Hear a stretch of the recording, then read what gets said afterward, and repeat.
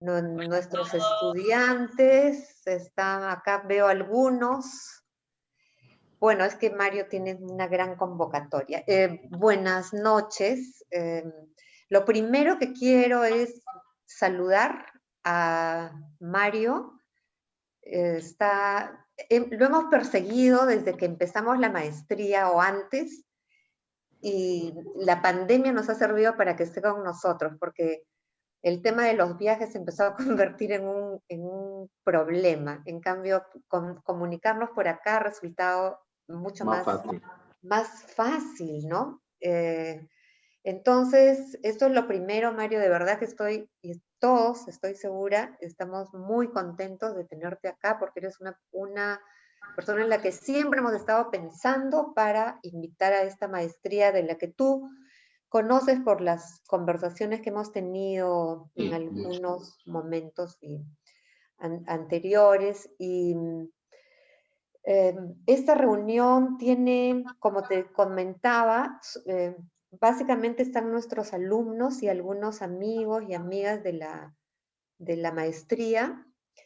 Y yo, como te dije, no quiero monopolizar la conversación, sino también dar lugar a preguntas. Así que no voy a tocar demasiados temas, que los hay, porque contigo podemos hablar horas, y por tu diversidad, hay como unidad y diversidad, ¿no? Es lo que yo digo de tu trabajo en general, porque haces un montón de cosas, pero en verdad lo que haces es escribir, como alguna vez lo has dicho, que escribes todo el día, ¿no? Escribir de distintas maneras, creo. Yo estaba viendo el primer tema y leí acá que, y es de la época que nos conocemos, ¿no? Cuando publicaste Mujeres de Sal en Lima. Y dice en la información de Google pero en verdad que esa no fue tu primera obra, sino que que ya lo has comentado, pero me gustaría, ya que estamos hablando de vínculos, de tu escritura ¿no? En relación con otras cosas, me parece que este primer dato a mí me da bastante curiosidad también, ¿no? Que tu primera novela fue sobre perros, y cuando tenías 10 años, ¿no? Lo he leído también en alguna entrevista. Y en este marco en el que estamos conversando, creo que he conocido, no a- al perro que más recuerdo tuyo es a Pongo, ¿no? Que yo que no quiero a los perros, decía que era el mejor perro que había conocido en mi vida. Y después algún otro, pero lo importante que ha sido para tu vida, y para tu escritura, porque cuando vemos también tu primer libro a los 10 años, y en tu larga bibliografía hay la presencia de los perros como un elemento real y también metafórico. En fin, no, me parece, me parece que sería interesante que nos cuentes, ¿no? Sobre este tema, respecto de ti, de tu escritura, y este elemento que me parece clave. Bueno, buenas noches, qué gusto. Al fin estar aquí en la maestría de escritura creativa. Pues sí, siempre he querido ir. Pero siempre sucedían cosas intempestivas. Ahora en el encierro que nos une, todos unidos en lo mismo, pues es un gran gusto estar aquí, y también es un gran gusto comunicarme con Lima, ¿no? Con Lima, que es donde viví tantos años, donde tengo tantos recuerdos. Eh, Ese dato es medio falso, ¿no? Porque ese dato es un libro inédito, o sea, es un libro que mi abuela yo tenía una abuela buena, una abuela mala, pero la abuela buena escondió ese libro porque fue motivo de burla. Yo había recién descubierto la máquina de escribir en ese entonces, ¿no? Y entonces estaba fascinado por la letra impresa. Creo que eso también lo he contado, ¿no? O sea, que a mí lo que me sigue interesando un poco dejar una huella, más que contar historias, etcétera, que obviamente vienen por añadidura, pero para mí el impulso que hace que esté todo el tiempo escribiendo o haciendo otro tipo de escrituras, es como dejar una huella. Y eso lo descubrí cuando encontré la máquina de escribir, que todavía mantengo y que he vuelto a retomar, que dentro de un rato te cuento cómo estoy trabajando ahora. Y en el sentido de la letra impresa, la letra de molde, ¿no? Como se dice, como que la seriedad que da esa letra, ¿no? O sea, que no es la letra a mano. Yo nunca he escrito a mano, por ejemplo, ¿no? Sino siempre he tenido necesito buscar un elemento mediador para ver la letra de molde. Es que en otros países la letra de molde es como la letra, sí, la letra impresa, ¿no? Esa importancia. Entonces, cuando yo descubrí la máquina de escribir, y copiar cualquier cosa, una frase, de pronto era como si yo recién tuviese importancia en el mundo, ¿no? Como que si yo, mi ser actual, o sea, todo esto sigue, creo, hasta el día de hoy de manera, con variables, etcétera, ¿no? Pero yo creo que todo estaba como resuelto en ese momento, ¿no? O sea, como que yo no tenía importancia ninguna, mi ser, ¿no? Como ahora tampoco siento que sea muy importante todo lo que es vivir de escritor, ganar premios, o sea, toda esta parafernalia, ¿no? Que para muchos es como parte del proceso, ¿no? De la escritura. Eso a mí, no, por eso es que los viajes, ¿no? Que muchas veces he rechazado, etcétera, porque esa parte parafernálica no llama tanto mi atención.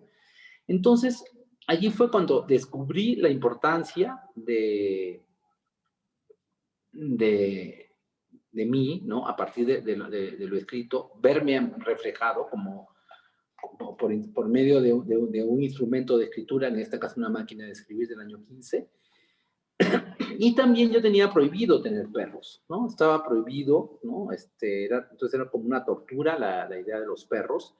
Y entonces creo que hubo una conjunción, pero mi mamá leía muchas revistas así de señoras de esa época, ¿no? Buen Hogar, Buenas Vanidades, etcétera. Pero sí yo me enteraba mucho de las historias de los jet set de esa época, de Jacqueline Kennedy, Onassis, todo ese mundo así de glamour, que era un pre-Ola, ¿no? Porque era un mundo así también tipo Ola, pero el Ola es más como primitivo, ¿no? El de ese creo que era un poco más sofisticado, no sé. Y yo me acuerdo que cada vez que mi madre leía esas revistas, yo también las leía, ¿no? Así porque estaban allí.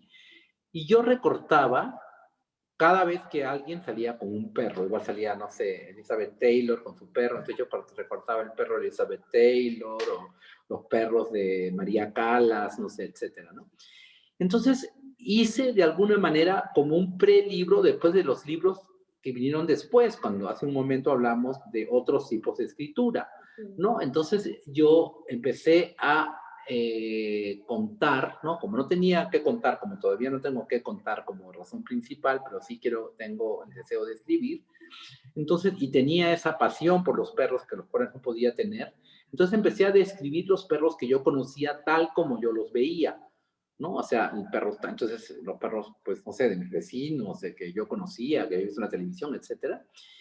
Y lo dividí en tres partes, ¿no? Una era la descripción de los perros, la otra era los oficios de los perros, ¿no? El perro del policía, el perro de los bomberos, que era el dálmata, o sea, todo era como muy obvio, ¿no? El perro pastor, y después había historias de perros y amos, ¿no? Que también era muy obvio, ¿no? El del perro que despierta a los amos porque la casa se está incendiando, o sea, como historias así como el niño que se pierde en el bosque y el perro va a pedir ayuda, no sé. Y luego, o sea, como un precedente de todo lo que vino después, tomé los recortes de Vanidades, de Buen Hogar, de Cosmos, no sé, esas revistas que leía mi madre, y entonces las empecé a pegar, ¿no? Empecé a pegar los perros de esas revistas, ¿no? Entonces era como aparte una edición como ilustrada. Pero fue motivo como de burla, ¿no? Estaba como,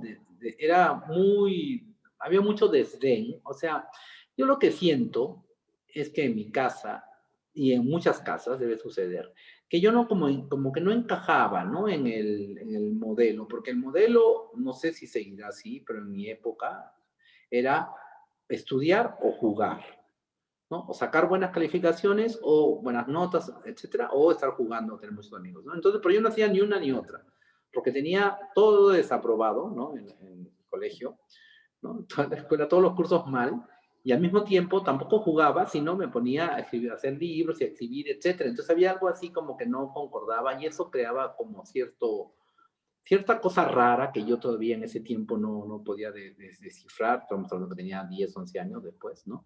Cuando lo publiqué ya. Lo publiqué, no lo publiqué, o sea, Cuando lo lo, armaste.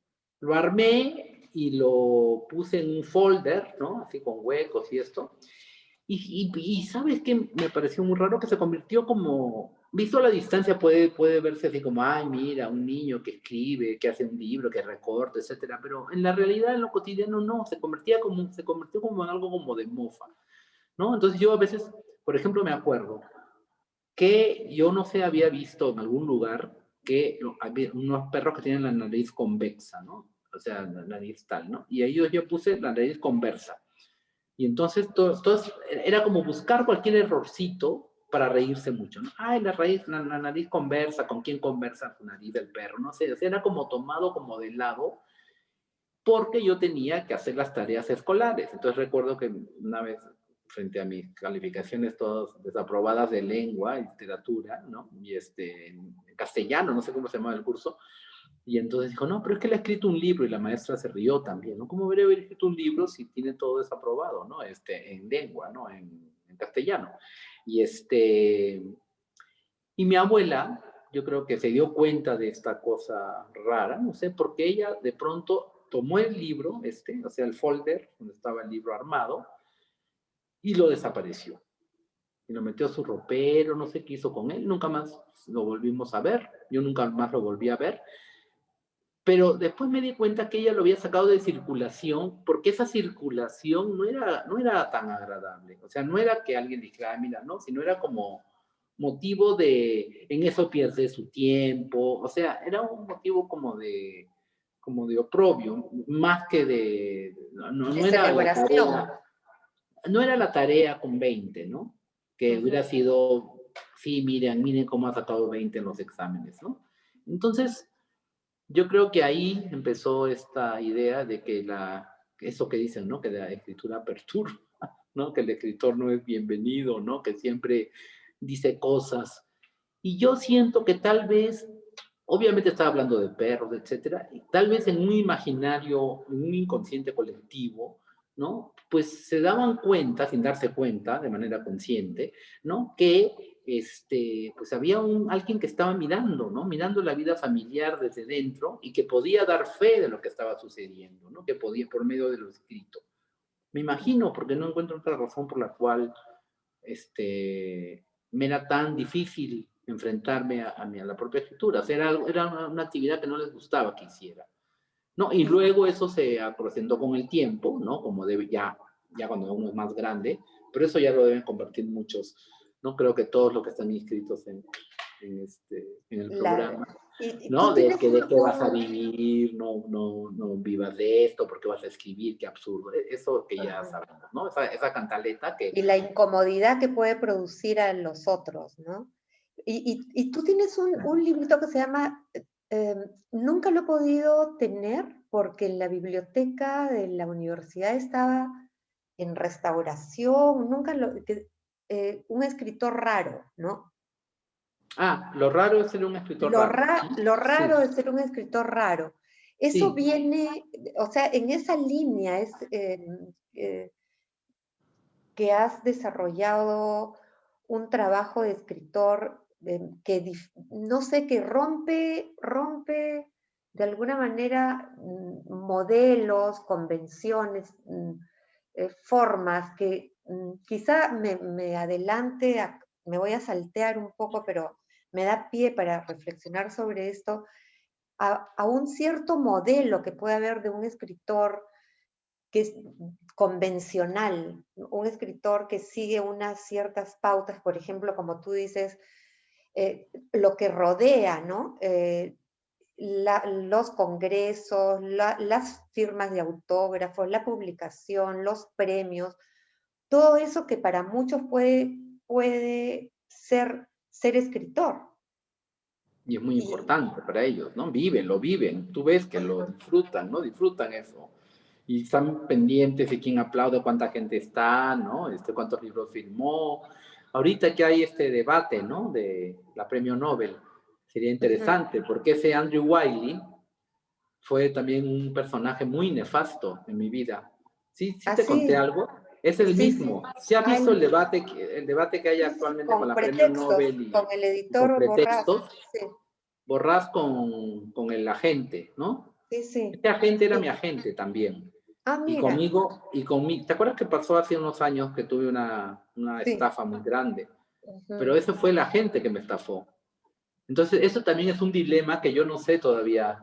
Podemos tocarlo en su momento, ¿no? Sí, bueno, Este, quizás si alguien quiere hacer una pregunta, ¿no? Pero pero, después iremos por ahí. ¿sabes qué me he dado cuenta, Giovanna, con respecto a lo que dijiste? Que muchos piensan que uno lo hace de manera consciente, que uno piensa así, no sé, lo he leído en algunos lugares, por ejemplo, de salón de belleza, etcétera, ¿no? Que como la literatura estaba yendo por un camino realista, etcétera, ¿no? Entonces yo vi la necesidad de quebrar esos moldes para... No, yo no veo, o sea, un autor, tú lo debes saber bien, no está pendiente de qué cosa está en boga y entonces hay que o seguirlo o quebrarlo o crear otros parámetros, ¿no? O sea, en realidad uno hace lo que tiene que hacer, ¿no? Y entonces yo no tomaba en cuenta, o sea, el modelo del escritor ni convencional ni el escritor raro. ¿No? O sea, no quiero, por eso es que es ese libro. Ese libro es una especie de manifiesto de que yo no quiero ser escritor raro, porque Ujú. igualmente caes en otra categoría, ¿no? Porque Ajá, también hay un espacio para el escritor raro, o para el escritor vanguardista, o para el escritor, y entonces un poco lo raro de ser un escritor raro es una especie de salvar, tratar también de salir de ese espacio, porque puede ser tan perjudicial para mí en el sentido de no dejarme mover a donde quiera, ¿no? Ser un escritor convencional, así cuadriculado, ¿no? Vamos a inventar algo. modelos, ¿no? Un Alguien modelo. que sigue un modelo determinado, que lo tiene todo previsto, ¿no? Que está esperando el premio. Yo sí quiero ganar, o sea, yo, por ejemplo, nunca he postulado un premio, jamás. Tengo premios, pero son premios por nominación, ¿no? Yo no postularía, porque yo no siento que, por ejemplo, que la literatura sea competencia. Entonces yo ya lo dije en varios momentos, ¿no? Que si me dan un premio por que ya he tenido yo que postular es porque ha habido alguna bamba, ¿no? Que ha habido algún arreglo. Porque hubo una vez en que me quisieron dar un premio donde supuestamente yo tenía que haber postulado una editorial, no voy a decir cuál, y entonces dije, no puedo, digo, no quería recibirlo, o sea, porque iba a quebrar esta ley, ¿no? O sea, me iba a, como a traicionar a mí mismo. Y entonces la excusa, porque aparte tuve que empezar a dar excusas al editor, que el editor me decía, pero ¿por qué no aceptas Preséntate. este premio? ¿Por qué no aceptas este premio? Que es buena idea, sí, es una forma de hacer campaña publicitaria, ¿no? Y yo le decía, no, porque ya lo declaré. Si no lo hubiera declarado, quizá, ¿no? O sea, pero era como tratando de pedir disculpas de algo que no es legal, porque pues el concurso era abierto a mucha gente, había mucha gente que enviaba sus textos de buena fe, y ya estaba Y arreglado, estaba ¿no? asignado. En Entonces, esa línea, yo nunca he postulado. Entonces, todos mis premios son por nominación. Sí, bueno, sí, perdón. no, No, en y lo esa que me puede línea que interesar del estás, premio es que, sí, pero lo que te quería decir de no, eso sigue, era que sigue. lo que me puede interesar el premio no es de ser el laureado, escribí mejor que tú, ya te gané, yo soy el mejor escritor. No, para mí es el valor económico que puede tener el premio, o sea, el dinero que me puede dar la tranquilidad necesaria para poder seguir escribiendo, y también es como una suerte como de aval de que lo que estás haciendo no está tan fuera de orden, ¿no? Y que hay un grupo un jurado que ha decidido que lo que estás haciendo pues va por un camino determinado, es como una especie como de patente de corso para seguir adelante, ¿no? O sea que Claro, no la es esta cosa escritura genera nueva escritura. solipsista, encerrado en ti mismo, porque siempre, varias veces hemos comentado también el tema de esa escritura que no es que se resiste a contar historias, porque sí entretienen las historias. Después vamos a hablar sobre los libros que lees, pero que tampoco contarlas, yo recuerdo que usábamos mucho el término de escritores costumbristas, ¿no? ¿Qué costumbrista? Escribir en esta línea costumbrista que quería ser como una suerte de espejo de la realidad, no sé, ¿no? Pero sí quieres conectar con el lector, que el lector lea tu libro y se entretenga, se problematice, se interese, ¿no? No es que el libro se le caiga de las manos. Eso Sí, es... sí, pero no me interesa, así disculpen los lectores, pero no me interesa por el lector en sí, sino me interesa por la propia escritura, por la sobrevivencia de la escritura. Porque en cierto momento, y creo que fue cuando nos conocimos, por esa época, yo estaba como medio enfermo de escritura, porque yo de pronto, como el placer, como dije en algún momento, estaba en dejar una huella, ¿no? Entonces yo podía seguir escribiendo el mismo libro pues muchos años, o sea, y volver a escribir y utilizar la máquina, etcétera. Era la máquina que yo usaba cuando nos conocimos, es la misma, esta máquina, una máquina mecánica, esa que tenía de los 10 años, una máquina Underwood de 1915, y yo podría seguir y seguir y seguir, pero en un cierto momento me di cuenta que eso iba a llevar a la muerte de la propia escritura, ¿no? Que la escritura iba a terminar matándose a sí misma si es que no iba a fluir. Porque alguien podría decir, si no tengo nada que decir, si no me interesa vivir la vida de escritor, etcétera, pues entonces no publiques, no hables con nosotros, porque estás aquí. No, porque sí es importante para la escritura que esté fluyendo y que esté yéndose por los caminos adecuados. Y los caminos adecuados, pues, son que haya un editor, que haya un lector, que no sé, que haya alguien que le guste, alguien que no le guste, alguien que cree una polémica, etcétera. Porque eso me permite tener siempre vacío el centro donde estoy escribiendo.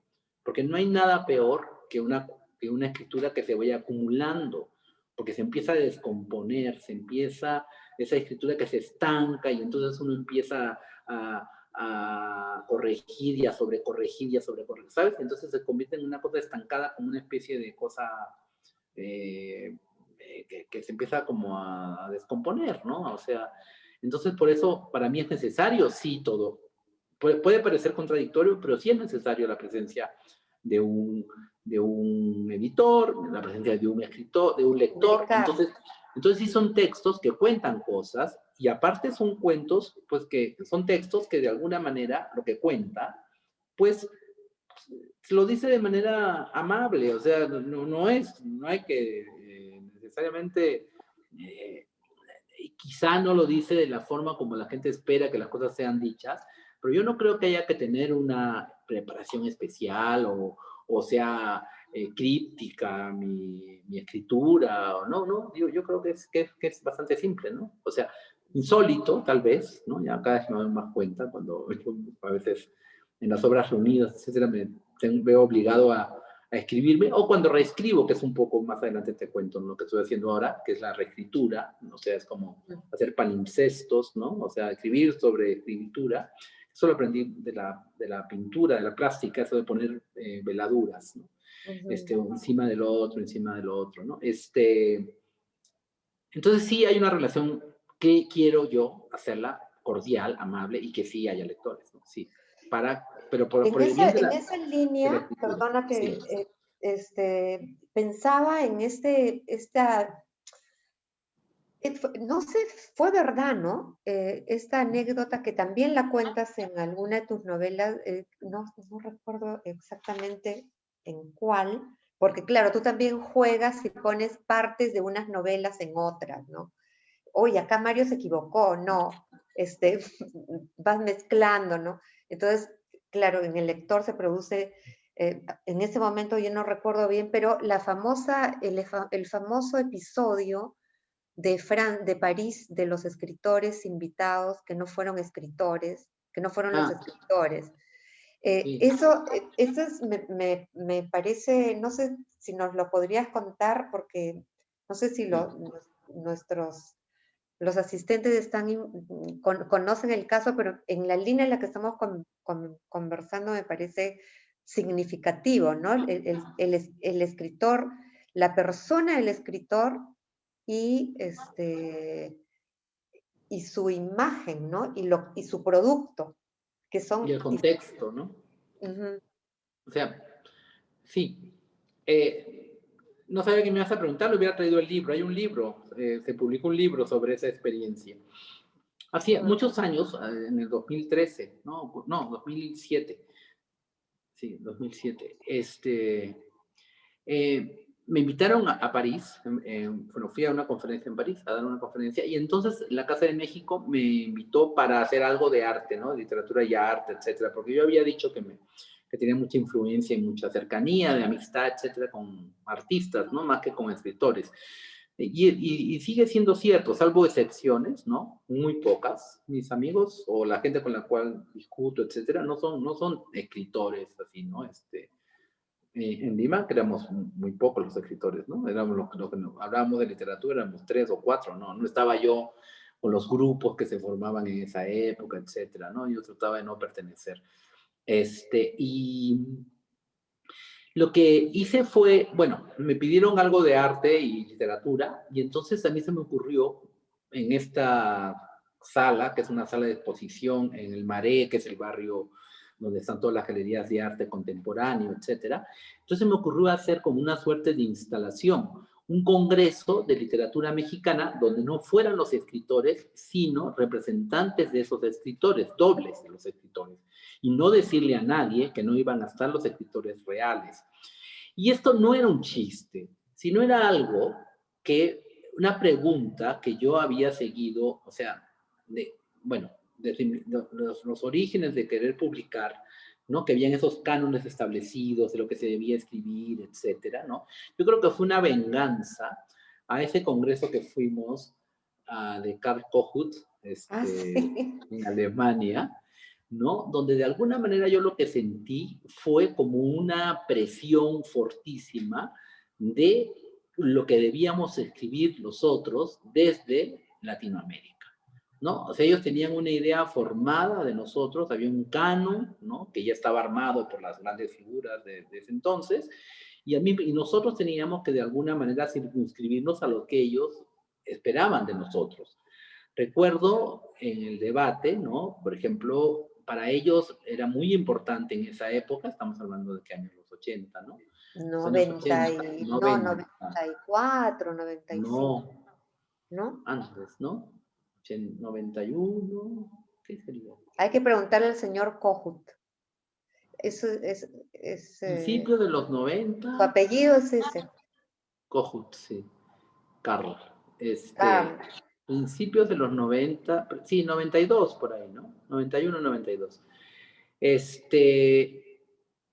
Y lo que yo sentía allí que había, por ejemplo, querían hacer una literatura sobre los chicha, ¿no? ¿Te acuerdas que habían llegado como a esa conclusión los investigadores de Europa sobre Perú, por ejemplo?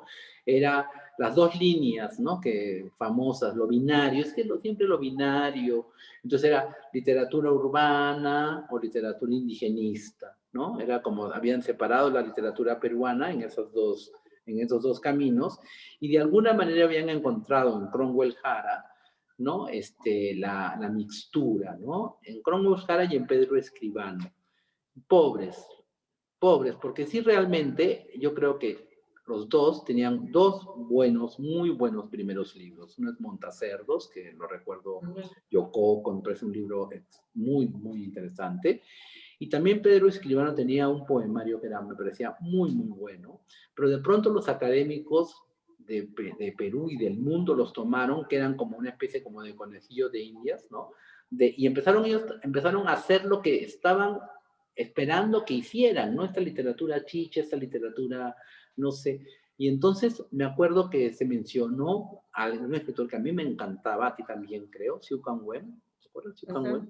Entonces inmediatamente decían, no, él es chino, él es descendiente de chino, él no pertenece. Aquí tenemos que buscar escritores con tales características, ¿no? E incluso, no sé si recuerdas cuando fuimos a Berlín, que hubo algunos radicales que decían que nosotros hablábamos en castellano y que por eso nosotros no éramos... Éramos criollos. Éramos criollos y no éramos representantes de nuestros países, teníamos que escribir o hablar allí en quechua, en aymara o alguna un lenguaje de la selva, ¿no? Entonces había toda esta como obligatoriedad, ¿no? De lo que era ser un escritor latinoamericano, y por eso yo cuando fui esa vez a, a París, entonces lo que hice fue invitar elegí a 4 escritores, que eran los escritores que en ese momento me parecían los más importantes, ¿no? Y estaban vivos, ¿no? Era Salvador Elizondo, que toca el Farabef, Sergio Pitol, que estaba vivo, Margot Glantz y José Agustín, pero eran dobles que iban a las casas de ellos, y yo los iba fotografiando. Yo tenía la primera cámara digital en ese entonces que me regaló la Hewlett Packard, tenía un pixel, ¿no? Entonces yo tomaba, y durante 6 meses estos autores les iban hablando de los 10 temas que les interesaban realmente. O sea, no era un chiste que eran dobles, sino eran las ideas, viajaban las ideas de los autores. Entonces, en esa presentación, en ese congreso, habían 40 ideas reales, ¿no? De los autores. Y entonces, muchos del grupo de los académicos europeos, que son como una cadena, ¿no? Latinoamericanistas, ¿no? Que de alguna manera se quedaron sin piso, ¿no? Porque luego las obras que se empezaron a crear, ¿no? Ya no respondían a sus intereses, ¿no? A sus intereses como indigenistas o para ver la realidad, ¿no? De los gobiernos militares, etcétera, ¿no? De la figura del dictador, etcétera, que eran los temas que ellos les interesaban por razones sociológicas también, ¿no? Literarios sociológicas. Y de pronto fueron al Congreso de París, ¿no? Y se encontraron con, y aparte iban muy, muy, ¿cómo se llama? Estaban muy curiosos porque, por ejemplo, sabían que Salvador Elizondo no salía de su casa. Salvador Elizondo decidió encerrarse en su casa y no salir más. Sabían que Sergio Pitol también no viajaba mucho, etc. Entonces decían, pero ¿cómo vienen estas personas? Y todos juntos, no puede ser, este es un congreso increíble. Y entonces yo puse en la sala, que es una sala de arte, ¿no? Puse 4 mesitas así como de congreso, con tu mantelito verde, su jarra de agua, su etcétera, letrerito. y su letrerito, y puse como un menú, como de lectura de cartas, y encima unos letreros muy grandes y encima los nombres de cada quien, ¿no? Y un menú con los 10 temas. Y entonces los asistentes tenían que hacer fila para preguntarle a Margot Glantz, a Sergio Pitol o a Salvador Elizondo cualquiera de los temas que se ofrecían en ese menú, ¿no? Literatura y arte, escritura y muerte y no sé, lo que fue, no me acuerdo. Y entonces yo lo armé como si fuera una obra de teatro, como una obra de teatro de Tadeusz Kantor, de este director, creador y director polaco, que creó esta idea de la obra de teatro que iba a desarrollarse según el público lo decidiera, ¿no? Tenían varios finales o la obra, él iba decidiendo, él iba como director de escena, iba decidiendo en cada función cómo iba a ser la obra, ¿no? Porque él decía que no había 2 funciones iguales, entonces como que tomaba la temperatura de la función y hacía que la obra tomara ese pulso, ¿no? Que es necesario, sobre todo en el teatro, ¿no? Entonces en realidad yo lo hice como una obra de teatro para organizarlo. Y cuando yo ya probé, que fue cuando yo llegué, ¿no? Y yo empecé a preguntar, de verdad era un regalo impresionante escuchar un texto ajeno dicho por otro, solo a ti, ¿no? Era como un regalo así como, gracias, ¿no? Así, no, ¿no? Y aparte también, al mismo tiempo, una prueba de fuego al propio texto y a las propias ideas, porque las ideas ya estaban totalmente descontextualizadas de no solo de su entorno, sino incluso de su propio creador, ¿no? O sea, ya ni siquiera estaba, porque pues hay muchos autores, no sé si les ha pasado, que mientras más simpáticos son y mientras más hablan, peor escriben, ¿no? O sea, mientras más mejor se venden en la feria, ¿no? Uno va a leer los libros y claro, y uno parecería que son mejores como oradores o animadores de eventos culturales que escritores, ¿no? Y entonces allí era como pasar esta prueba de fuego, ¿no? Y bueno, se molestaron mucho al O principio. sea, Se molestaron esperaban hablar muchísimo. con Margot Glantz y no era Margot, pero sí eran las ideas de Margot. Entonces, Exacto, pero llegaron y entonces Margot Glantz era un estudiante de Derecho, ¿no? Y entonces se molestaron, porque aparte dijeron que habían pedido permiso en sus universidades, que habían pedido viáticos y que habían viajado especialmente para ver a Lizondo, para ver a Margot, para ver a Pitol, y que esto era una burla. Y entonces ahí justamente estaba mi respuesta a esos congresos de los latinoamericanistas, porque entonces yo le decía, bueno, pero ¿usted a qué vino, por favor? Porque aquí están las ideas tal cual, o usted vino a que le firmen un autógrafo, o vino a escuchar cómo se visten, o cómo hablan, eso no tiene importancia, ¿no? Y eso de alguna manera lo asocio a cuando empecé a hablar contigo, ¿no? En el sentido de la parafernalia del escritor, ¿no? Toda esa parte alrededor del escritor que realmente, pues no sé, para algunos será divertido, no sé, pero a veces hay que hacerlo, ¿no? Porque tampoco uno es un nihilista. Tú lo haces, digo, mejor hacer esto que otra cosa. Pero no es que me entusiasme tanto, ¿no? Bueno, lo sabes, sabes, por ejemplo, de los 2 años que a fuerza cerré los viajes, ¿no? Porque de pronto se convirtieron en sí. una locura, ¿no? Digo, bueno, ¿a qué hora escriben? ¿A qué hora escribimos? ¿A qué hora escribo? ¿No? Si estoy viajando para presentar o para hablar o para... Y aparte, es curioso porque justamente era yo un mal estudiante, de alguna manera se puede inferir de lo que dije al principio, de que tenía malas calificaciones y que no jugaba, entonces pues sí, no era yo una persona muy sociable ni que hablara, ¿no? Por eso escribía también, ¿no? Entonces hay una parte de que uno escribe porque no es un... No encajas. No es claro, no encajas, no eres el rey de la fiesta, ¿no? Entonces, y curiosamente, las circunstancias, sin darte cuenta, hay que tener mucho cuidado porque es muy lento este proceso en el cual terminas siendo el rey de la fiesta, ¿no? Cuando lo que tú querías realmente era escribir para no hablar. Y es muy sutil, no es de un día para otro, ¿no? Es que me acuerdo en la estación, cuando presenté mi primer libro, me acuerdo que no dije una sola palabra, ¿no? Y aparte estaba Willy Niño de En la Guzmán, estación de Barranco de en la esos estación años. de Barranco, ahí fue la presentación, entonces, imagínate, Willy Niño me presentó una presentación muy, muy interesante, y entonces me dijo, no, Mario, no tengas miedo, tómate un trago. Entonces me tomé un trago de ron, no sé qué, peor, ahí ya quedé mudo para siempre. Entonces ahora tengo ya la regla de no seguir los consejos. Entonces cada vez que tengo que hablar en algún sitio, ni un media, nada, ni un poquito de cerveza, nada, después todo es para después, ¿no? Porque y no hablé nada, me acuerdo que estaba sentado así, me quedé mudo, me preguntaban y no sabía ni qué decir. También me acuerdo ¿cómo se llamaba? La Torre, ¿no? Que murió, crítico de la República. ¿Te acuerdas uno que Ah, murió sí, crítico? Alfonso Latorre. Alfonso Latorre. Entonces me acuerdo que me citó cuando había publicado Las Mujeres de Sal. Y fui allá a las oficinas de la República y me preguntaba y yo no sabía qué contestar, ¿no? Era así como mudo. Y yo pensaría, pensará que soy idiota, ¿no? Bueno, soy bastante idiota, pero no había desarrollado esa cosa que he ido desarrollando casi sin querer.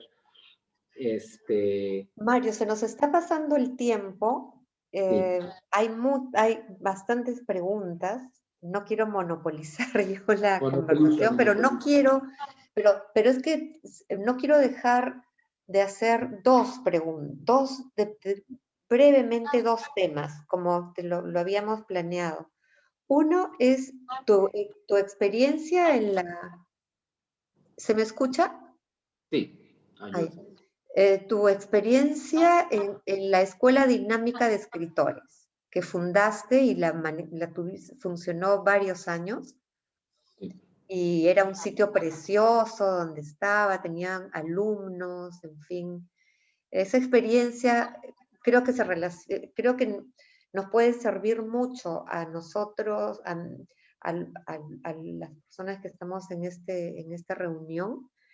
Y, y la otra también es muy ambiciosa la pregunta, porque es como tu relación con, que algo has adelantado, ¿no? En cuanto a que eres más amigo de artistas y que eso, de otro tipo de artistas que no son escritores, pero que en tu obra en general y en las cosas que haces siempre está, ¿no? Que incluyes fotos, incluyes dibujos, has hecho teatro, películas, y todo forma parte de la escritura. O sea, no es que eres un escritor que hace cine, sino que todo está relacionado con la actividad de escribir. No sé cómo, esa es mi impresión, que Sí, haces, sí, correcto.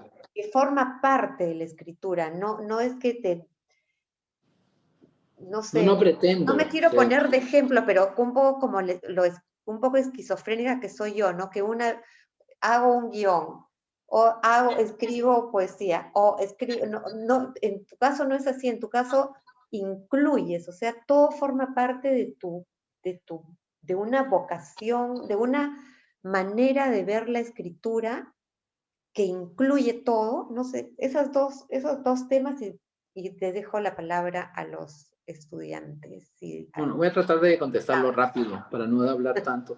La escuela, yo así fui por 2 años decano, ¿no? De una universidad muy interesante. También la conociste, ¿no? La Universidad del Claustro de Sor Juan, donde Sor Juan Inés de la Cruz pasó sus años de retiro en ese convento. Es una universidad humanista muy interesante, laica, no es católica, porque pues aquí esos monumentos ya son laicos, ¿no? Entonces la iglesia es la sala de teatro, etcétera. Y yo dirigía 3 carreras, ¿no? De humanidades, de letras, y me daba cuenta, yo decía, bueno, ¿cómo crear? Entonces yo, sí, pues era un programa académico, ¿no? Yo dirigía un programa académico y decía, ¿cómo crear, a partir de como se está aquí en la cosa académica, cómo hacer algo para la creación, ¿no? Entonces, durante todos esos años, que fueron 3 años, ¿no? Que estuve dirigiendo esa área de la universidad, yo todo el tiempo pensaba cómo podría hacerse en algo que sea creativo. En ese tiempo recién comenzaban las escuelas de escritura creativa, había la famosa escuela, ¿no? El kindergarten de los estudiantes norteamericanos, ¿no? De Iowa, ¿no? De la escuela, la Claro, famosa. esa es la más antigua, creo, ¿no? Esa es la más antigua y esa como que todos pasaron por allí, ¿no? Sí, Pero y en español no había, todavía no se había abierto ni la del... Después hay 3, ¿no? Ahora la del Paso, hay otra bueno, la de la, NYU, la en Guayú, que es más o menos, ¿qué tiene? 10 años más, ¿no? más, como 12, 15, ¿no? He ido 12, varias sí. veces, sí, que la hizo, sí, bueno, esa, Esa. sí, así que la hizo, Silvia Molloy. ahorita me Daniela acuerdo. sabe. Silvia ¿Quién es? Molloy. ¿Quién? Silvia. Silvia Moloy. Silvia Moloy, claro, sí. Sí, Silvia la creó. Qué memoria. Y ahora dirige Cristina Rivera Garza, otra en Dallas, sí, en Texas.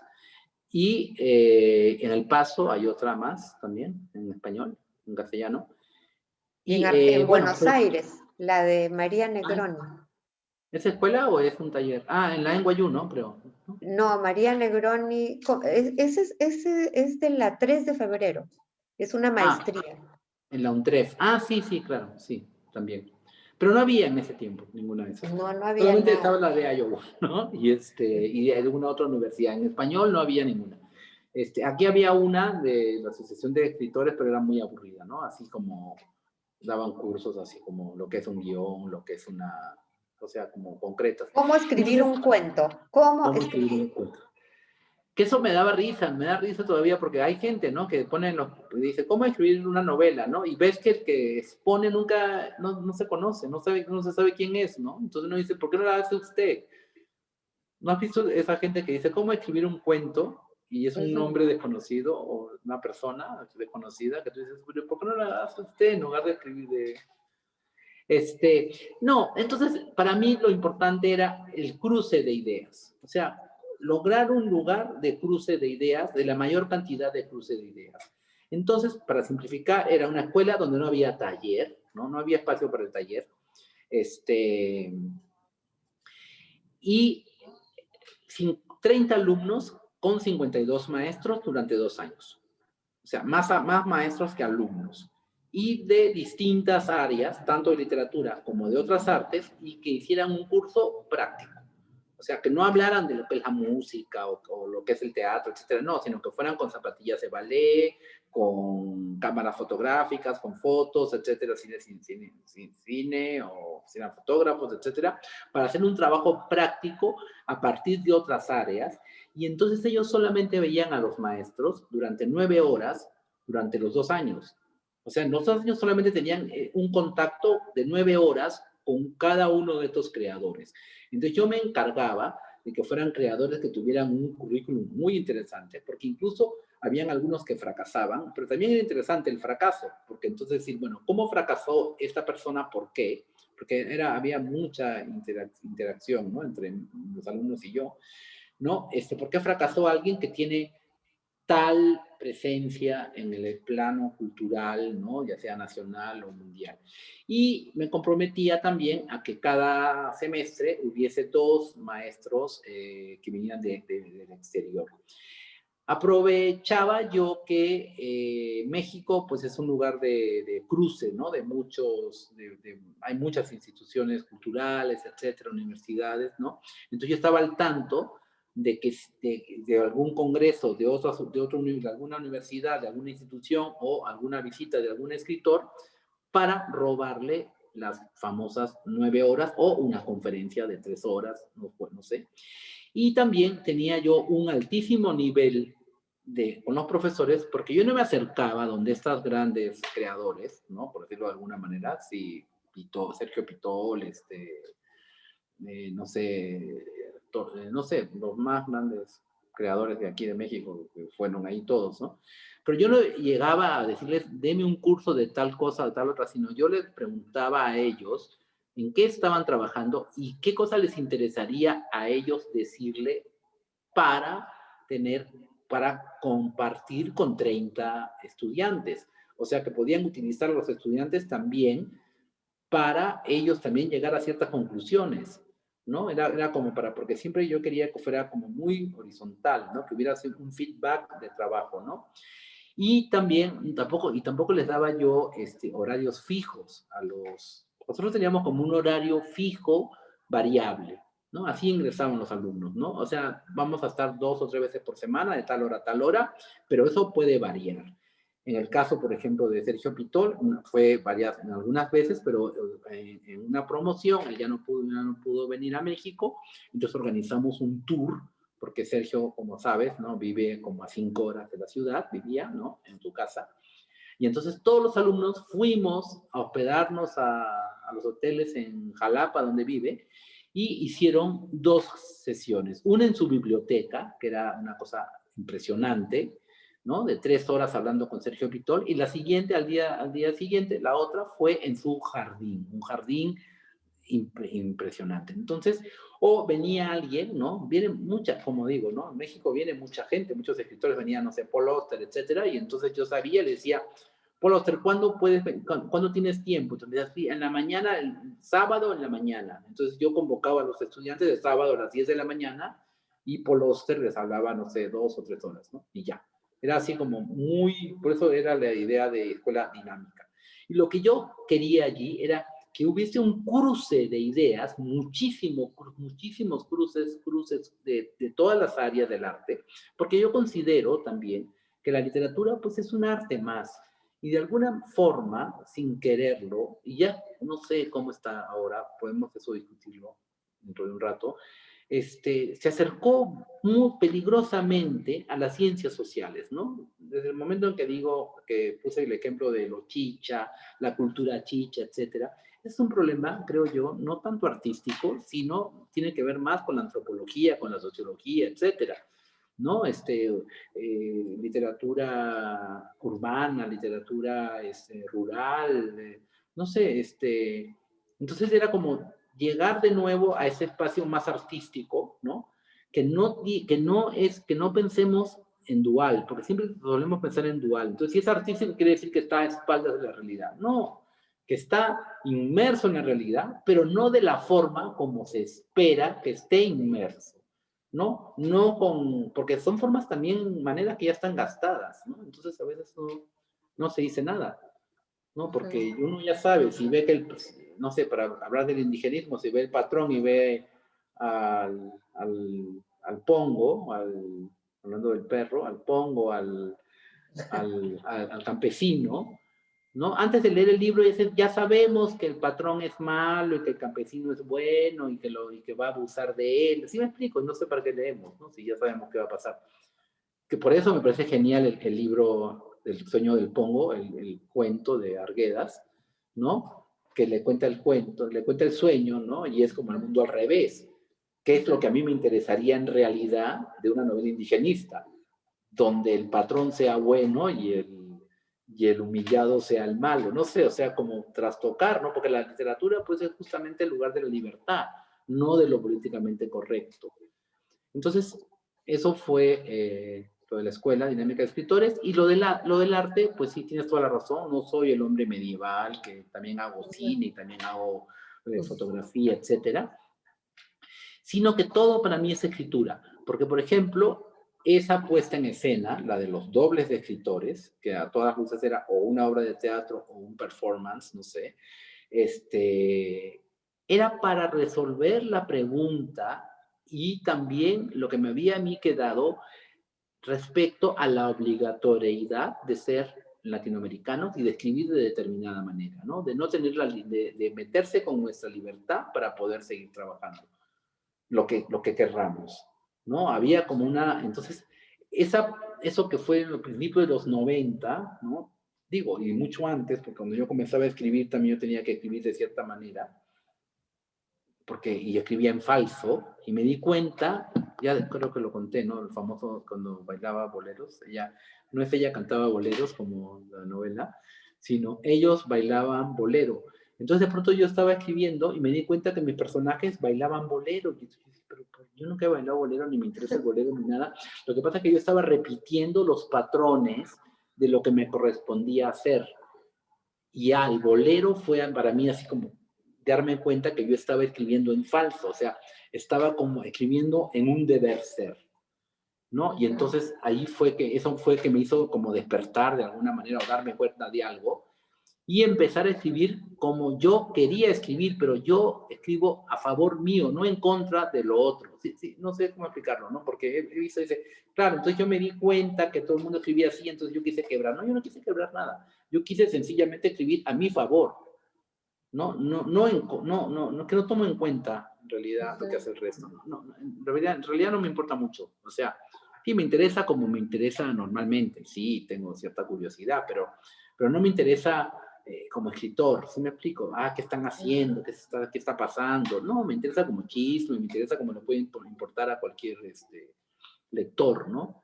Como dije hace un rato, el caso de Wiley, de Pretextos, pero me interesa más a nivel chisme, a nivel, sí, mira qué pasó y quién tiene la razón, etcétera, como si hubiera visto una serie, ¿no? De Netflix, el caso Pretextos, ¿no? pero no me interesa. La harán de repente. Pero eso no va, ojalá que la hagan, pero eso no incide en mi escritura, ¿no? O sea, mi escritura está a favor de mi propia escritura, ¿no? O sea, y en contra mío incluso, ¿no? Muy bien. Bueno, me quedan preguntas, pero ya van a ser las 9 y me dice Daniela que hay preguntas. Quizá, no sé si hay preguntas, hay escritas y alguien quiere hacer alguna pregunta Están escritas, sí. en voz alta o Daniel o todos han escrito sus preguntas. Han escrito las preguntas, sí. A ver, lamentablemente son varias, son muchas, entonces vamos a tener que elegir. Y voy a empezar por la más polémica, que creo que todos se han quedado con ganas de saber qué pasó. Y dice Marcos, señor Velatín, sería de gran utilidad conocer cómo lo estafó el famoso agente literario Andrew Wiley. Ese es lo más interesante. Ya el editor Ay, sí. Borras dijo cosas muy fuertes y negativas sobre él. ¿Cómo? Dice, sería de gran utilidad conocer cómo lo estafó el famoso agente literario Andrew Wiley. Ya el editor español Manuel Borrás, de Pretextos, dijo cosas muy fuertes y negativas sobre él. Sí, pero yo no estoy a favor del señor Borrás tampoco, ¿eh? O sea, yo ahí estoy mirando, Wiley es un chacal, por eso le dicen el chacal, y allí a Wiley le están poniendo como chacal, como que defiende a sus autores contra los editores. Yo luego me di cuenta que no le decían el perro, sino le decían el chacal, que él muerde a todos alrededor, porque así como está contra Pretextos, también mañana muerde a la Premio Nobel, porque él solamente ve sus intereses de sí mismo, por eso tiene el apodo del chacal, y él está feliz de tenerlo, o sea, no es que lo dicen en voz baja, ¿no? Pasó algo similar a la Gluck, digo, lamentablemente no tengo el Nobel. Es que descubrí hace poco algo muy interesante, que la estafa tiene algo que ver con mi necesidad de escribir. La estafa y la deformidad de los cuerpos, o sea, no era tan, o sea, en estos últimos meses he descubierto que esa famosa letra escrita, ¿no? En letra de molde, que me hace importante, por algo, de algún lado viene, ¿no? Y recién ahora, sí, a la distancia, después de tantos años, me doy cuenta que tiene que ver con una estafa que precede mi nacimiento y con la deformidad de los cuerpos, que tiene, bueno, que después eso para que me hagan otra pregunta aún más interesante. La estafa de Andrew Wiley fue, me estafaba Tusquets. Tusquets me estafó durante muchísimos años. Y sacó una edición apócrifa, ¿no? Una edición que yo, de aniversario, que yo me negué a publicar, que venía con un texto adicional, donde explicaba de alguna manera cómo había escrito ese libro. Se lo mandé a los editores, pero le mandé el borrador, y después me enteré que querían sacar una edición, otra, de lujo, y etcétera. Yo dije, pero no, ya no hay derechos, ya se acabaron los derechos, es un contrato bastante abusivo, no sé. La cosa es que yo hice una campaña muy grande por las redes sociales, pero en son de burla. O sea, yo estaba feliz con que me estafaran. O sea, y los puse a los 3 directores generales de Planeta en México, en unas fotos horribles, así las peores fotos que encontré, y les puse los 3 cerditos del amor.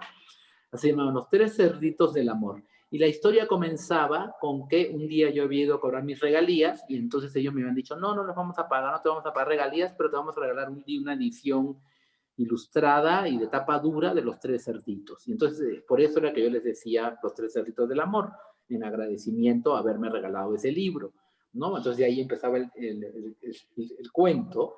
Y entonces yo les decía, todos los días les decía que por favor se queden con mis derechos, que no me los devuelvan nunca.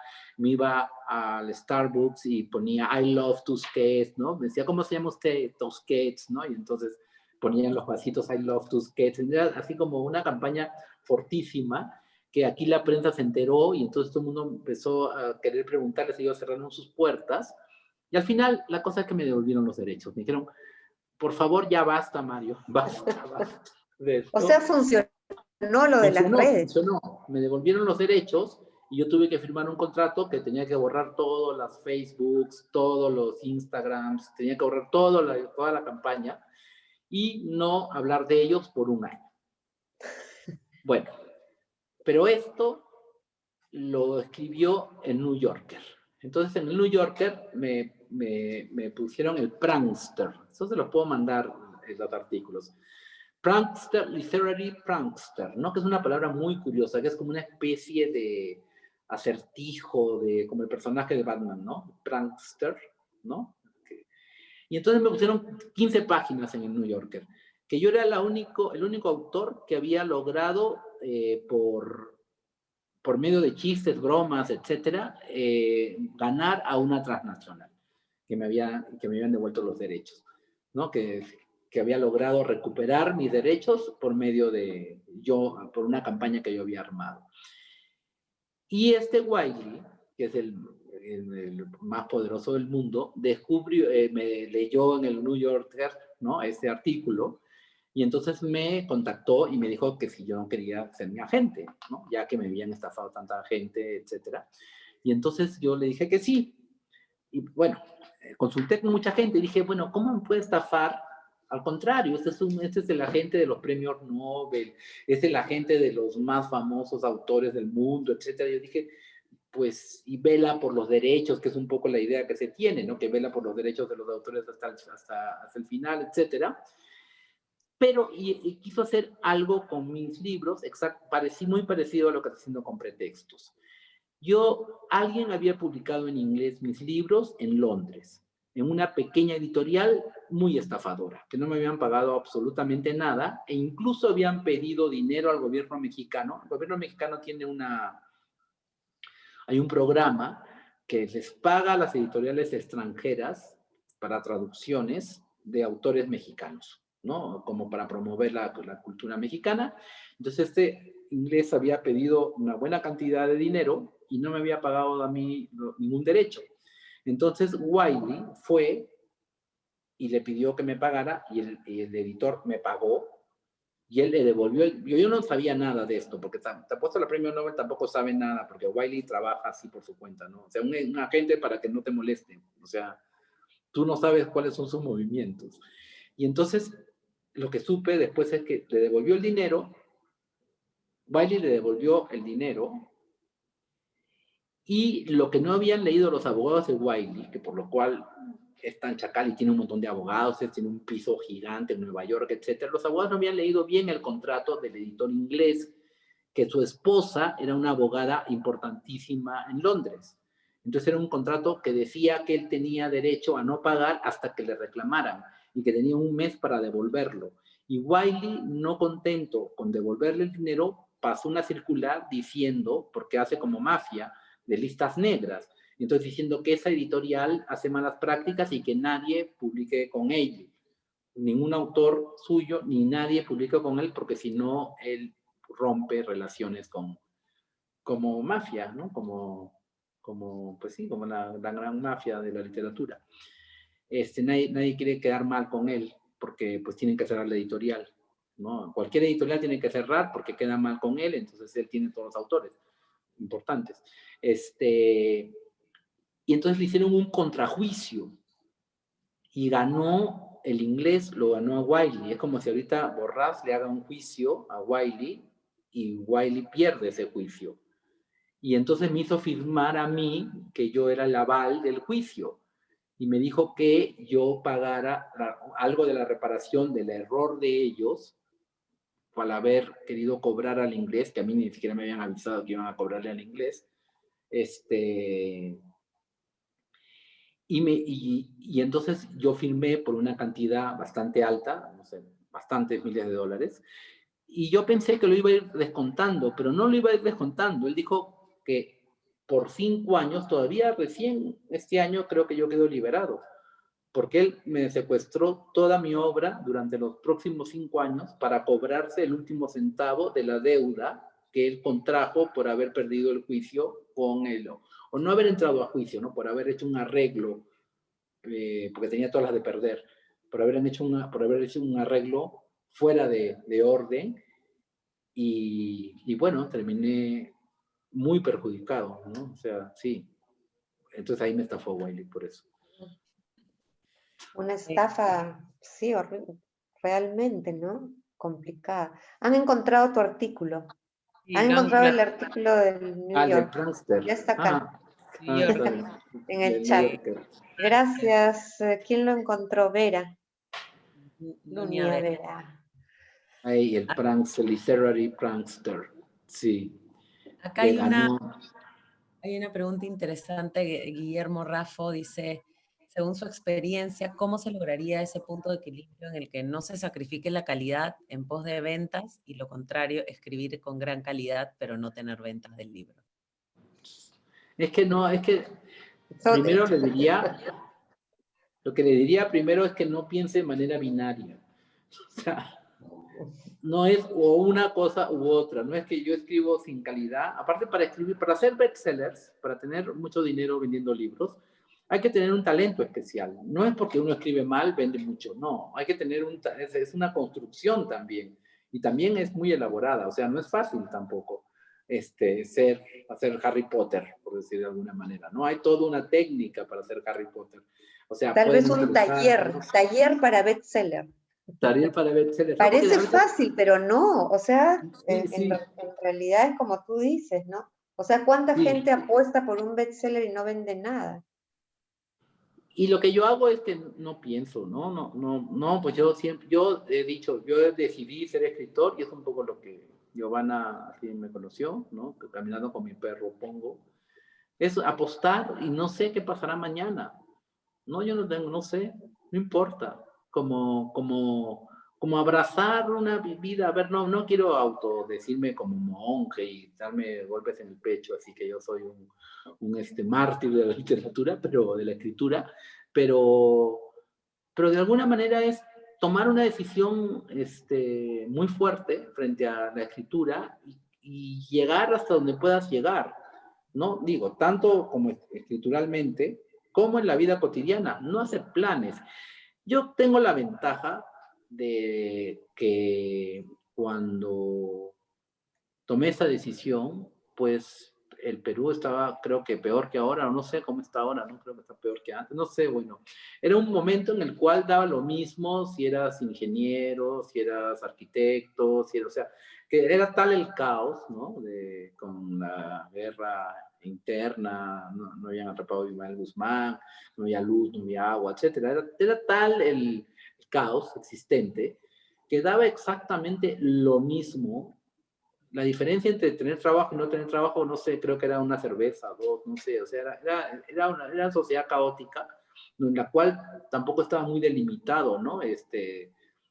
No había ni editoriales, no había las librerías, había una librería, creo, o sea, los libros eran inalcanzables, teníamos que mandar, traer de fuera y repartirnos, ¿no? O Pasarnos un libro, fotocopias, ¿no? Muchas fotocopias, fotocopias. o alguien traía un libro y ese libro lo leíamos como entre 20, 30 personas, se pasaban de mano en mano los libros. En esa época eran los anagrama, eran los favoritos, ¿no?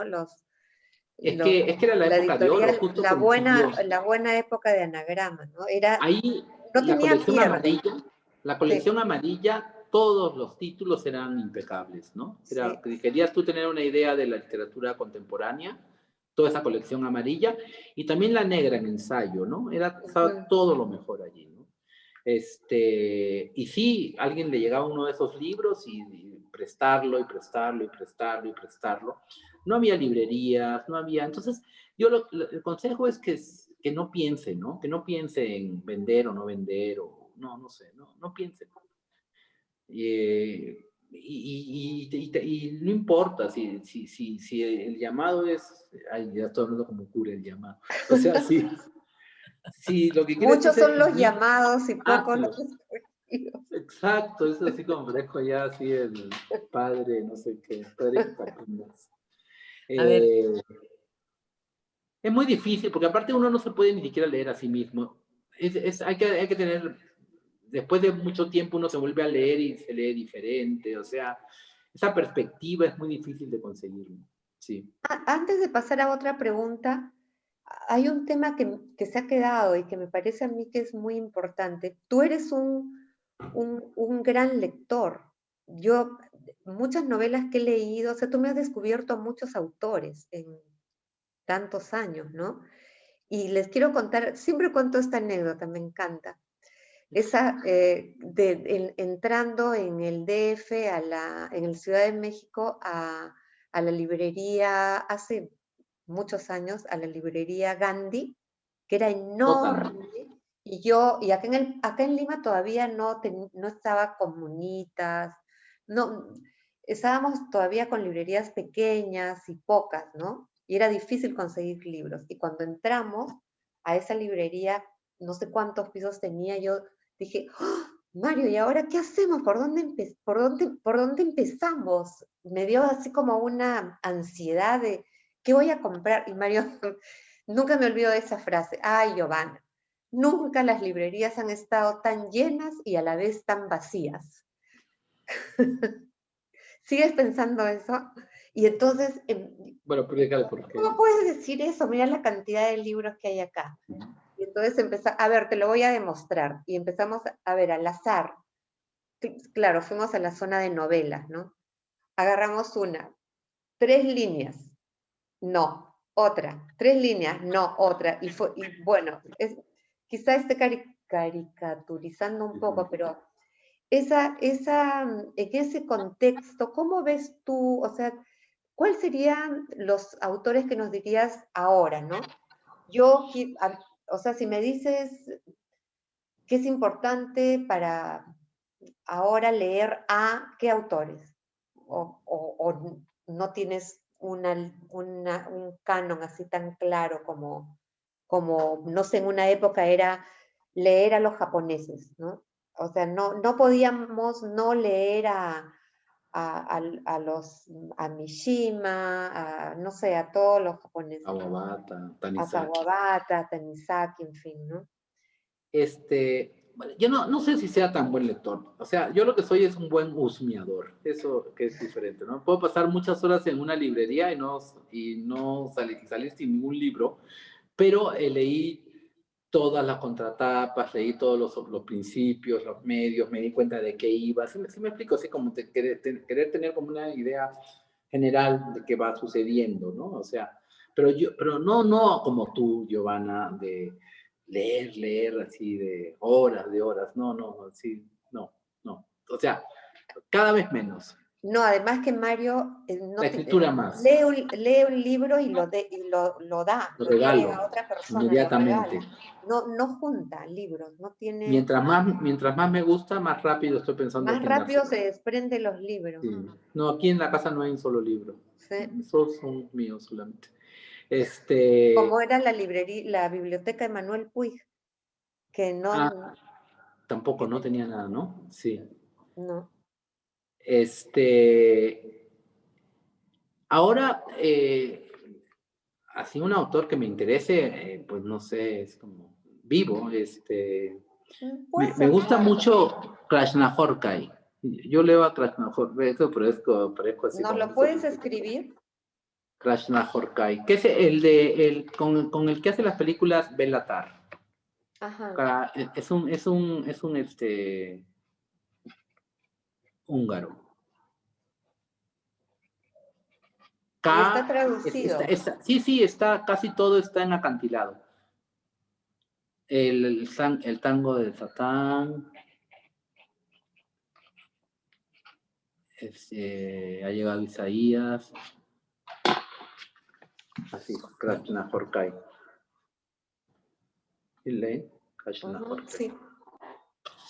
Pero a mí ese autor y lo conozco, y aparte me acaba de hacer me hizo un blur para un libro que acaba de aparecer en Argentina. Sí han visto a Belatar, ¿no? Sí. Cineasta. Bueno, no sé si... Bueno, el Satán Tango, esa película de Belatar que dura como 15 horas, no sé, 10 horas, ¿no? Es un libro de Krishnahorkai. Y después las variaciones Balsa, no, Valentine Balsa, no sé cómo se llama, la que aparece una ballena, la película es sobre una ballena gigante. Bueno, sí, Reina Jorka y Bélatar están muy unidos, ¿no? Me interesa mucho me interesa Peter Stam. ¿Lo conocen a Peter Stam? También estos están en Acantilado, porque ahora parece que Acantilado es la editorial que mantiene las buenas traducciones y los buenos títulos. Un poco se va mucho hacia Europa del Este, ¿no? Pero ya es muy difícil, por ejemplo, cuando hablamos de los libros amarillos de Anagrama, etcétera, pues las traducciones actuales son muy malas, ¿no? Porque ya no están traducidas, según yo, ya no están traducidas al castellano, sino al español. Entonces están traducidas como al madrileño, ¿no? De alguna manera, y muchos autores se hacen insoportables, ¿no? Por esas traducciones, ¿no? Acantilado, bueno, y Peter Nadas también me gusta mucho, que también es un húngaro, como Nadas, N-A-D-E-A, es Nadas. Y no sé, no me gustan muchos más, no sé. ¿Tú tienes algún autor? No, no me resulta tan fácil decir, pero yo estoy recordando eso que nunca las librerías están llenas y a la vez tan vacías. Vacías, ¿no? Sigues en esa línea de hace... Y Latinoamérica, pues no sé, Latinoamérica, ¿no? Entonces así, no sé, las apuestas en español, en castellano, no sé qué apuestas tampoco. Como Bueno, ya que... nos dirán. Como que muy rápido se estandarizan, ¿no? O sea, hubo un tiempo, ¿no? Después de esta cosa que estaba hablando, ¿no? De los años 90 y todo, hubo un tiempo, yo creo, como de cierta libertad, donde empezaron a surgir, bueno, surgió Bolaños, se hizo más conocido, Aira, otras escrituras, ¿no? Y de pronto nuevamente yo siento que van por otra vez se estandarizan, ¿no? De alguna forma hay una estandarización distinta a la que había obviamente hace 20 o 30 años, pero entonces como que se buscan como caminos, ¿no? Senderos, y justamente para mí pues la literatura es un acto una escritura que me interese es una escritura única, ¿no? Que es alguien que solamente puede ver el universo desde su propia perspectiva, ¿no? No sé, pensemos en un director de cine que nos interese, porque nadie más puede hacer esa película más que ese director, o nadie más puede hacer ese libro más que ese escritor, ¿no? Y puede ser muy simple, ¿ah? Porque a veces también eso se confunde como, por ejemplo, ya con ese nombre Kashnahorka, parecería que es un tipo muy complejo. No, puede ser muy simple también, ¿no? Pero es la manera única de concebir esa realidad, ¿no? Entonces Sí, yo no porque sé. quizás sea otra línea más, no sé, las líneas que van estableciendo las editoriales, ¿no? Que van uniformizando un poco el gusto de los lectores también, puede ser, ¿no? Es que ese es el gran truco, ¿no? Porque esas grandes transnacionales son grandes monopolios, ¿no? Son grandes monopolios que van dejando de lado a todos los que se escapen a la creación de este gusto medio, ¿no? De este gusto realista, de este gusto que venda, no sé. Porque no es casual, por ejemplo, ese endiosamiento que, por ejemplo, que todo el mundo, todos los años quieren que den el Nobel, ¿cómo se llama? Murakami, ¿no? No está mal Murakami, pero detrás de Murakami, muy cerca, o sea, con 10 años de distancia de Murakami, hay verdaderos genios, pero que las nuevas generaciones no los conocen. O sea, Kawabata, Mishima, Tanizaki, Kenzaburo Oe, Kobo Abe, no sé, hay muchos narradores que nos pueden decir cosas actuales, ¿no? Que no es una lectura histórica, y que están muy cerca de Murakami, y sin embargo no existen, porque esas mismas editoriales se encargan de buscar un autor que de alguna manera no es malo, ¿no? Pero podría ser mejor, ¿no? Que también pasó hace unos años, hace como 10 creo, con Paul Auster, ¿no? También Paul Auster también era como un producto que sí, uno podía leer a Paul Auster seriamente, uno que mal que bien, pero también lo podían leer otra gente. Entonces era como crear como una media, ¿no? Como para incidir en cierto gusto, y como son dueños de estos monopolios, van quitando de lado a otros que pueden ser mucho más interesantes, ¿no? Porque lo que hacen estos grandes editoriales es comprar los sellos de los editores, o ahorita van a comprar Acantilado seguro, ¿no? Ahora que hemos hablado de Acantilado, que todavía mantiene una línea editorial, a pesar que murió el editor hace unos años, o pocos años, era muy interesante el editor, pero se mantiene las traducciones impecables y busca autores, las apuestas de sus autores, la mayor parte son bastante arriesgadas, ¿no?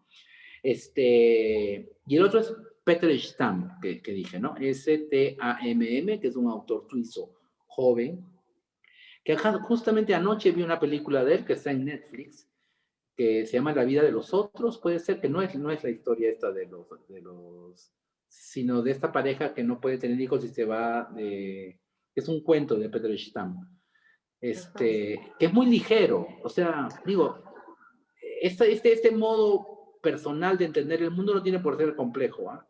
Puede ser muy ligero, muy... Es una mirada lo que tú dices, ¿no? Una mirada Una diferente, cierta ¿no? No mirada. la esperada. Te hacen ver, Claro, la te hace ver sorpresa. algo de una manera que no pensabas, ¿no? Eso es lo que Eso es lo que quiero decir, perdón. descubre cuando Pero, tiene pero eso una... pero se suele pensar que eso es algo muy complejo y muy complicado. No, puede ser muy fresco, ¿no? Muy simple. Que es ese ejemplo de Stamm, Peter Stamm. Y la película es esa, se llama La vida de los otros, que la están dando, ahorita está en Netflix. La película es una película interesante y pasa todo y no pasa nada al mismo tiempo. Me gusta mucho, también está en Acantilado. Ah, gracias por la Sí. recomendación, porque últimamente en Netflix es difícil encontrar cosas buenas. Muy difícil. Sí, ¿no? ¿Has visto Almacenados? ¿Has visto Almacenados? ¿No? Para hablar bien de México. Es una película mexicana que está en Netflix. Así. Se llama Almacenados. Y sí, te va a gustar mucho, Giovanni. He visto un documental, de México, mexicanos, varios documentales sobre asesinatos, El de las máscaras, el de que está con las el de las máscaras de mafias, quemados. sí, El de la máscara de quemados, es terrible, sí. sí. Bueno, sí. No, pero Almacenados te va a encantar. Búscalo. Bueno, ya lo conversaremos. No sé, tenemos más preguntas. Yo ya no voy a meter más mi cuchara para que Tenemos más preguntas, pero también estamos son ya con casi pocos. las... Sí, Sí. tenemos que. Entonces, lamentablemente voy a leer una última que me parece que es interesante para los chicos de la maestría, ¿no? Es de Javier García y dice, ¿qué criterio sirve para dejar algo fuera o modificar el estilo de un texto que está trabajando? Se refiere al trabajo de edición, post-escritura. Criterios, no. Es la menor duda, a la menor duda es deshacerse de los textos, ¿no? O sea, yo estudié cine un tiempo en Cuba y para mí lo que aprendí en ese poco tiempo que estuve en la escuela de cine fue entrar a las salas de edición cuando había un cine analógico, ¿no? Cuando se ponían las escenas como enganchos de ropa, ¿no? En la moviola, En se cordeles, llamaba en la moviola moviola, eso, ¿no? en la moviola, y te acuerdas que eran como cordeles, como si fueran ropa, Sí, ¿no? iban Colgada, pegando, sí, después se iba pegaban con pegando, cinta scotch. y después con cinta después se iba pegando, y según cómo pegaras, y pegaras o no pegaras, etcétera, se hacía, podía ser una maravilla, podía ser espantoso, ¿no? Porque siempre se suele pensar que las películas es la idea, y justamente esta cierta mirada, es que mira, qué interesante, me gusta eso que me dices, esa mirada personal, esa cierta mirada, ¿no? Por eso, hablando de Kant, una cierta mirada, se logra en la edición esa cierta mirada, ¿no? Porque si nos ponemos a pensar en nuestros libros preferidos, en nuestros textos que nos gustan, vamos a pensar en alguien que gusta en general en narrativa, ¿no? Julio Ramón Ribeiro. Un cuento de Ribeiro, pues no dice mucho, ¿sí me explico? O sea, si Ay, sí, un señor que se fue, vio a una mujer que le gustó, que estaba en la noche y le hizo meter las mesas y cerró la puerta. ¿No? Y uno dice, bueno, o sea, si lo escribes mal, no sé, o sea, como contenido frío, ¿no? Es justamente el soplo, la mirada, el mood, la forma como puedes construir todo un universo de una manera única, ¿no? Ese es el toque Ribeiro, que es un toque reconocible inmediatamente, y muy aparentemente es fácil de copiar, pero es dificilísimo copiarse a Ribeiro, ¿no? Como sucedió también durante muchas generaciones con Carver, ¿no? Porque Carver también, ¿qué cuenta Carver? Ah, sí, unos que se divorciaron y entonces le dolía el oído y quería que le destape el oído la ex mujer y se va, ¿no? Y de pronto uno dice, pues, ¿no? Pero es genial, es todo un tratado sobre el bien y el mal, la muerte, o sea, toca temas profundísimos, ¿no? Sin aparentemente salir de lo cotidiano más simple, ¿no? Y eso está, creo yo, pues en la edición, y si tiene alguna duda, que lo deseche, ¿no? Yo justamente ahora tengo una edición de 19 textos inéditos, que son 19 libros míos que han pasado por un trabajo de edición muy estricta. Y lo que he hecho en realidad, muy pocas veces ha habido partes que no se han entendido, que había que ponerle una palabra, etcétera. Pero lo que sí ha sido cortar y quitar cosas que no sé cómo, que la editora muy inteligentemente, una editora que tengo aparte personal, no sé si os he contado mi relación con la señora Guillermina, que es como una psicoanalista, que viene a mi casa 3 veces por semana y leo en voz alta y ella va escuchando, etcétera. Y entonces ella siempre me dice que una cosa es leer de corrido, en conjunto, un libro, y otra cosa es leerlo de esa manera, de partecitas, ¿no? Porque yo digo, pero ¿cómo este libro se pudo haber sido publicado? ¿Y cómo el lector no se pudo dar cuenta de esta página que es horrorosa, ¿no? Que hay que quitarla. Y dice, no, una cosa es leerlo de a pocos y una cosa es leerlo en conjunto, ¿no? Que también es una gran sabiduría. Pues cuando lees completo o lees así, ¿no? De línea, ¿no? Sí, que se deshaga del texto, que le va a salir mejor si lo hace otra vez. Y no se acaba nunca. Y que nunca dé tampoco por terminado un texto. Siempre, así lo publique, lo dé, lo entregue, todo siempre puede ser mejorable, siempre puede cambiar. O sea, nunca hay un texto definitivo, según yo. Cuando reeditas, lo cambias. Sí, claro. ¿No? Por supuesto, sí. Sí. Y Bueno, lo acorto, en realidad lo acorto, ¿no? nos hemos quedado cortos, hay muchas preguntas y Pero bueno, podemos darnos otra vez, si quieren. sí, eso es Podemos lo hacer que otra, quiero proponer en nombre de todos, ¿no? Que creo que se han no sé, quedado con muchas ganas de preguntar. yo encantado, Te si quieren la próxima comprometemos para semana. tener para otra reunión, ya lo Si, no- iremos, ya lo coordinamos. Si si todos dicen quieren, sí, sí, otra. No, se han si quedado un quieren, montón de preguntas ahí, pero ya nos quedaríamos acá hasta las 11 de la noche. si Sí. quieren la próxima semana, no sé, cuando ustedes quieran, yo estoy Ah, aquí, ya. acabo de regresar de viaje y voy a Sí. quedarme aquí. Entonces, cuando ustedes quieran la próxima Bueno, quedas semana. comprometido. Sí, Vamos a encantado, conversar aparte, me muero sobre de los ganas de tiempos. escucharlos. Sí, yo creo que vamos a cambiar, que ya no sean las preguntas por chat, sino En- conversando, ¿no? Para Porque escucharlas, ¿no? Sí. hace falta la voz, ¿no? Muy A ver, bien, sí, Mario, te sí. agradecemos mucho. Ha sido espero que todos